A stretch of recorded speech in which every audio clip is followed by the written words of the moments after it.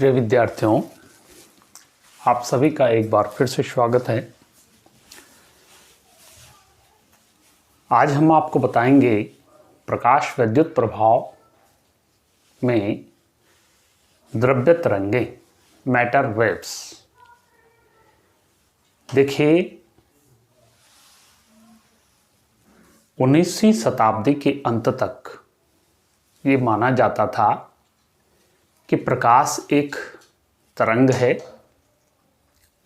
प्रकाश किसी भी माध्यम में विद्युत चुंबकीय तरंगों के रूप में संचरित होता है और इसमें वैद्युत और चुंबकीय जो वेक्टर होते हैं एक दूसरे के लंबवत कंपन करते हुए प्रकाश तरंगें माध्यम में 3 गुणा गए 10⁸ मीटर पर सेकंड के वेग से संचरित होती है वायु में। इसकी हेल्प से हम प्रकाश की जो घटनाएं हैं, प्रकाश के परावर्तन, अपवर्तन, ध्रुवण, व्यतिकरण, विवर्तन आदि इन घटनाओं आदि ये जो गुण है प्रकाश के, इनकी हम व्याख्या कर सकते हैं, इनको हम समझ सकते हैं। लेकिन 19वीं शताब्दी के अंत में कहें या 20वीं शताब्दी के प्रारंभ में जब प्रकाश विद्युत प्रभाव की खोज हुई, प्रकाश विद्युत प्रभाव को लोगों ने जाना, तो उस समय प्रकाश विद्युत प्रभाव को समझने के लिए जो प्रकाश का तरंग स्वरूप है कि प्रकाश किसी माध्यम में तरंगों के रूप में चलता है, तो उन तरंगों की हेल्प से प्रकाश विद्युत प्रभाव को समझने में कठिनाई आई। यानी प्रकाश विद्युत प्रभाव को तरंग सिद्धांत के आधार पर नहीं समझा जा सकता। और आप जानते हैं कि प्रकाश विद्युत प्रभाव की जो घटना होती है वो प्रकाश के ही कारण होती है कि जब किसी सतह पर प्रकाश गिरता है धातु की, तो वहां से इलेक्ट्रॉन उत्सर्जित होते हैं और इसको हम बोलते हैं प्रकाश विद्युत प्रभाव। तो प्रकाश विद्युत प्रभाव को तरंग सिद्धांत के आधार पर नहीं समझा गया, यानी उसको समझाने में तरंग सिद्धांत प्रकाश का जो है विफल रहा। तो मैक्स प्लांक ने प्रकाश विद्युत प्रभाव को समझने के लिए ये कहा कि प्रकाश किसी भी माध्यम में, निर्वात हो या कोई भी माध्यम हो, वो सतत नहीं बहता, वो कंटिन्यूअस फ्लो नहीं होता है, बल्कि ऊर्जा के एक छोटे छोटे पैकेट के रूप में, ऊर्जा के छोटे छोटे पैकेट के रूप में जो है ये जो है संचरित होता है प्लांक, मैक्स प्लांक के द्वारा। ठीक है। और ये जो ऊर्जा के पैकेट है इनको बोलते हैं हम फोटॉन या क्वांटा। इनको हम क्या बोलते हैं? क्वांटा कहेंगे या फोटॉन, माने मैक्स प्लांक के हिसाब से। क्लियर? इनकी जो ऊर्जा होती है hν, 2hν, 3hν और ऐसे ऐसे करके nhν, ऐसे इनकी ऊर्जा ये होता है। यानी विभक्त ऊर्जा स्तर होते हैं प्रकाश की तरंगों के, ऐसे भी आप कह सकते हैं। अभी हम इसको आगे पढ़ेंगे स्पेक्ट्रम वाले में। तो hν, 2hν, 3hν के रूप में जो है प्रकाश ऊर्जा के छोटे छोटे पैकेट के रूप में आगे बढ़ता है। इसके बीच में उसकी ऊर्जा नहीं होगी। ठीक है। अब देखिए, प्रकाश विद्युत प्रभाव को क्वांटम सिद्धांत के आधार पर या फोटॉन जो सिद्धांत है उसके आधार पर समझाया गया। परावर्तन, अपवर्तन, विवर्तन, ध्रुवण, व्यतिकरण आदि को जो है हमने तरंग सिद्धांत के आधार पर समझाया गया। अब समस्या ये हो गई कि अब प्रकाश को क्या माना जाए, या उसको जो है कण के रूप में माने उसको, यानी वो द्रव्य है कोई, या वो जो है द्रव्य न होकर के एक तरंग स्वरूप है उसका। तो ये उस समय जो है कंट्राडिक्टरी स्थिति बन गई।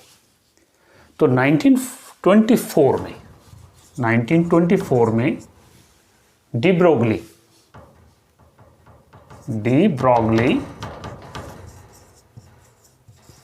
ब्रोगली ने प्रकाश को इस ढंग से लोगों को समझाया कि प्रकाश में दोनों गुण होते हैं, तरंग गुण भी होता है,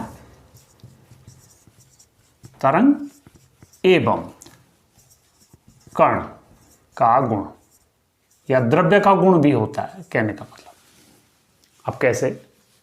क्योंकि डी ब्रोगली के हिसाब से कि जब कोई सूक्ष्म कण किसी दिशा में, किसी माध्यम में बहुत तीव्र वेग से गतिशील स्थिति में आता है, जैसे माने जो छोटे कण हैं, जैसे प्रोटॉन हो, अभी हमने जो है फोटॉन,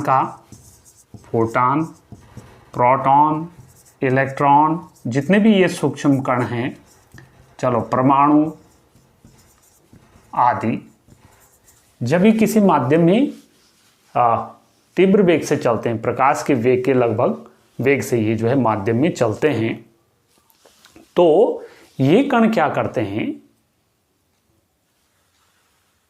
एक प्रकार की तरंग का इनमें गुण आ जाता है। इन कणों का जो मार्ग होता है वो एक तरंग प्रकृति का जो है वो होता है। तो कहने का मतलब ये हुआ, मेरी बात आप समझ रहे होंगे, कि डी ब्रोगली ने कहा कि प्रकाश में दोनों प्रकार के गुण होते हैं, तरंग भी होता है और कण का भी गुण होता है। क्योंकि देखिए वैसे ही जो है पहले भी जो है जब ये हाइगेंस का तरंगिकाओं का सिद्धांत जब इसकी खोज हुई, तो हाइगेंस के हिसाब से कि भाई माध्यम में जो तरंगें चलती है तरंगाग्र के रूप में चलती है, और उन तरंगाग्र पर स्थित जो छोटे छोटे माध्यम के जो कण हैं, तो वो नए तरंग स्रोत का काम करते हैं। तो वहीं से जो है इस परिकल्पना की जो है एक प्रकार से शुरुआत हो सकती थी, और उसी को बेस मान करके डी ब्रोगली ने ऐसे कहा होगा, ऐसा मैं समझता हूँ कि वो जो कणिकाएं हैं जो द्वितीयक तरंगिकाएं निकाल रही है, तो वो कणिकाएं क्या करती है, माध्यम में प्रकाश की चाल से आगे बढ़ती, तो यानी उनका जो पथ होगा एक तरंग का स्वरूप होगा, और साथ साथ में जो तरंगें निकल रही हो वो एक कणों के रूप में जो है आगे बढ़ रही। लेकिन ये कण क्या होते हैं, बहुत सूक्ष्म होते हैं, इसलिए इसे बोलते हैं कि जो प्रकाश तरंगें हैं या किसी भी माध्यम में जो तरंगें संचरित हो रही है सूक्ष्म कणों के कारण, वो एक प्रकार से क्या है, उसमें दोनों प्रकार के गुण हैं, तरंग के भी गुण हैं और उसमें कण के भी गुण हैं। और इस प्रकार से ये जो क्वांटम सिद्धांत है, जिसको हमने क्वांटम माने फोटॉन एक कण के रूप में लिया गया है इसको, ठीक है ना, तो कण के भी इसमें गुण हैं, साथ साथ में इसमें तरंग के भी गुण हैं, आप ऐसे समझ सकते हैं। और इसकी हेल्प से प्रकाश वैद्युत प्रभाव को समझाने में, ये प्रकाश वैद्युत प्रभाव को, और एक आता अभी आगे कॉम्पटन प्रभाव, एक रमन प्रभाव, तो इनको समझाने में ये जो है सक्षम हो गया। तो अब बिल्कुल जो है क्लियर हो गया कि प्रकाश अगर परावर्तन, अपवर्तन, विवर्तन, व्यतिकरण की व्याख्या करता है तो उसमें तरंग का गुण है, और साथ साथ में अगर वो प्रकाश वैद्युत प्रभाव की व्याख्या कर रहा है या कॉम्पटन प्रभाव की व्याख्या कर रहा है, रमन प्रभाव की, तो उसमें जो है कण के भी गुण है। तो यानी प्रकाश जो है कण और तरंग दोनों का ही सम्मिलित रूप है, इसलिए इसको कहा गया द्रव्य तरंगे। डी ब्रोगली के हिसाब से ये क्या है, द्रव्य तरंगे, ठीक है। तो ये था आपका द्रव्य तरंगे। अब आती है बात कि भाई द्रव्य तरंगों की तरंग दैर्ध्य हम कैसे निकालें।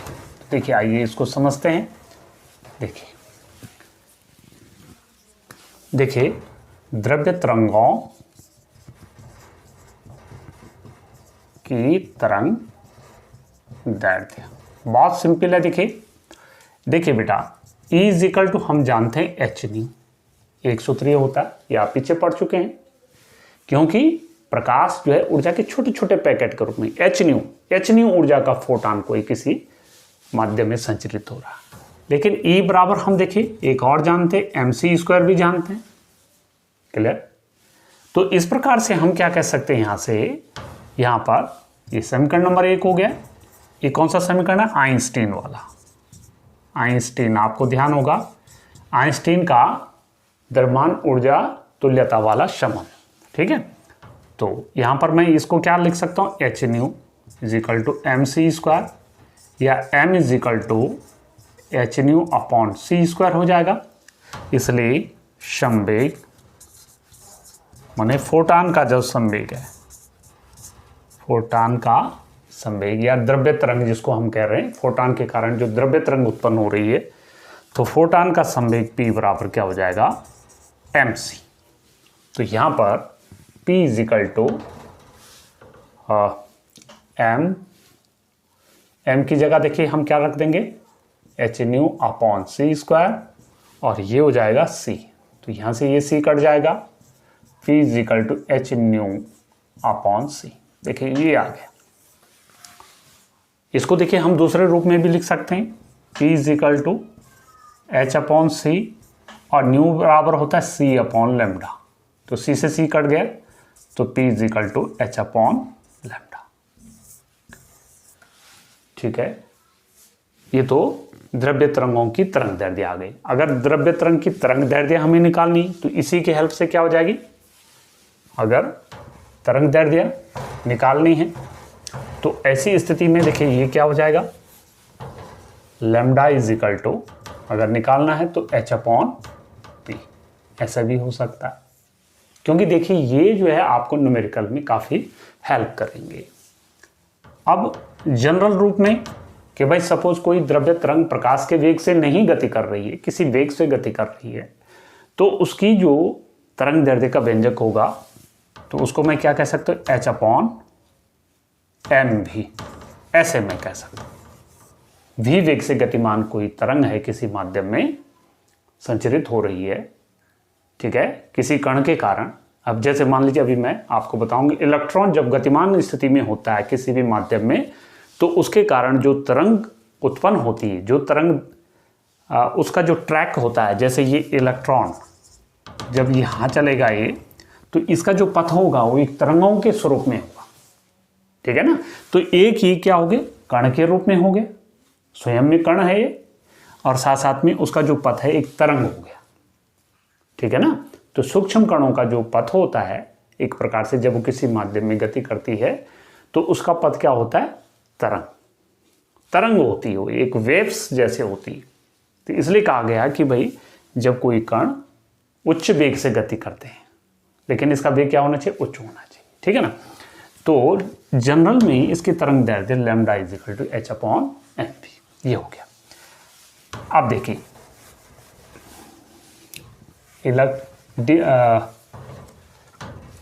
ये मैं कह सकता हूं इलेक्ट्रॉन की डी ब्रॉगली तरंग दैर्ध्य बहुत इंटरेस्टिंग है, बहुत ही इंपॉर्टेंट भी है। देखिए मैं जो चीज़ें आप बता रहे हैं, अभी आपको जो टॉपिक चल रहा है ये बहुत ही इंटरेस्टिंग है और इम्पॉर्टेंट भी है। देखिए इलेक्ट्रॉन किसी माध्यम में, अभी मैं बात कर रहा है, इलेक्ट्रॉन किसी माध्यम में किसी चाल से चल रहा है, तो उसका जो ट्रैक होगा, उसका जो पथ होगा वो एक तरंग के स्वरूप में होगा, और उस तरंग की हमें तरंग दैर्ध्य यहाँ पर निकालनी। तो उसके लिए देखिए अभी अभी हमने कहा कि भाई इलेक्ट्रॉन की जो ऊर्जा होगी उसको मैं क्या कह सकता हूँ, एक सेकेंड, उसको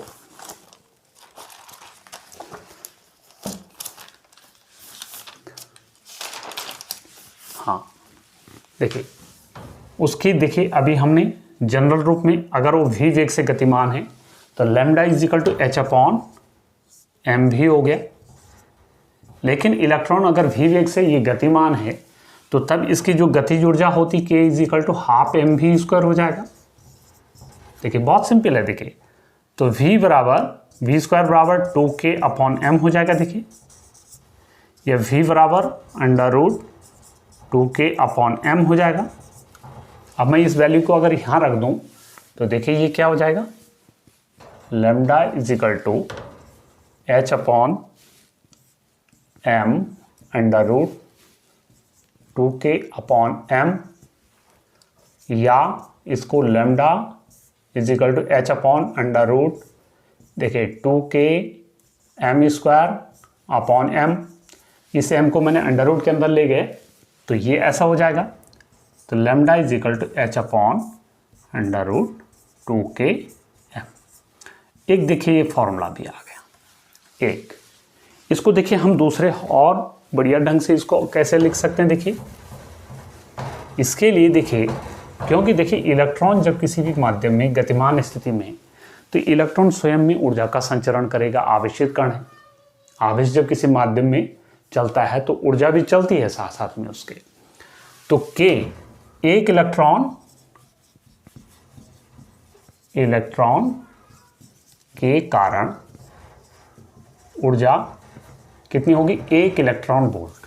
ध्यान दीजिए, 1 इलेक्ट्रॉन के कारण जो ऊर्जा होगी, आवेशित कण है जब किसी माध्यम में चलता है तो वो ऊर्जा भी संचरित होती है। याद रखेंगे आप इस चीज को। ये तो 1.6 इंटू 10 की पावर माइनस 19 ये जूल हो जाएगा यहाँ पर।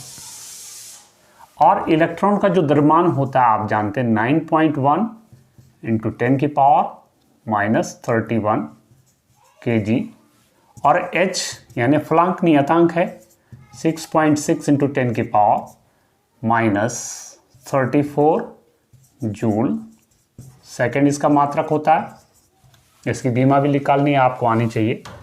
तो देखिए लैम्डा इज इक्वल टू, इस फॉर्मूले में मैं अगर मान रख दूँ 6.6 इंटू 10 की पावर माइनस 34 बटे रूट 2 इंटू 1.6 इंटू 10 की पावर माइनस 19 एंड 9.1 इंटू 10 की पावर माइनस 31।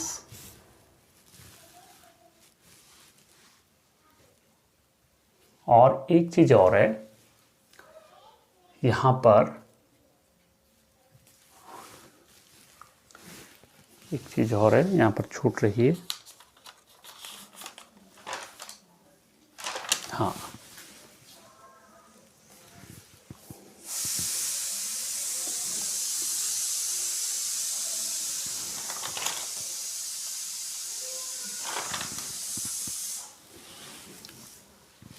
यहाँ पर इसको आप भी यहाँ पर लिख दीजिए वोल्ट के रूप में।